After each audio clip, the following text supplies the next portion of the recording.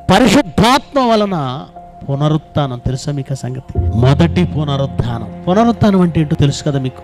మళ్ళీ బ్రతకటం. యేసుక్రీస్తు రెండవసారి భూమి మీదకి వచ్చినప్పుడు పునరుద్ధానం ఉందని అందరు నమ్ముతారు, బ్రతుకుతామని నమ్ముతారు. యేసుక్రీస్తు ఎలాగైతే లేచాడో మృతుల్లో నుంచి, ఆయన రెండవ రాకడలో మనల్ని లేపుతాడని చాలా మంది నమ్ముతారు. కొంతమందికి అది కూడా తెలియదు అనుకోండి. అది రెండవ పునరుద్ధానం. కానీ ఈ ప్రపంచంలో మనం ఆల్రెడీ పాపముల చేత, అపరాధముల చేత చచ్చినప్పుడు మనల్ని బ్రతికించడానికి జరిగేదే మొదటి పునరుద్ధానం. ఆ మొదటి పునరుద్ధానం ఎవరి వల్ల జరుగుతుందో తెలుసా? పరిశుద్ధాత్మ.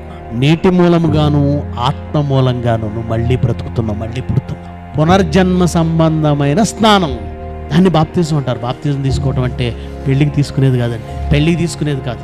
ఆర్షియం ఫాదర్లు ఉంటారా, వాళ్ళ దగ్గరికి పెళ్లి చేయమని వెళ్ళారు అనుకోండి, మీరిద్దరు బాప్తిజం తీసుకుని రండి చేస్తానంటారు.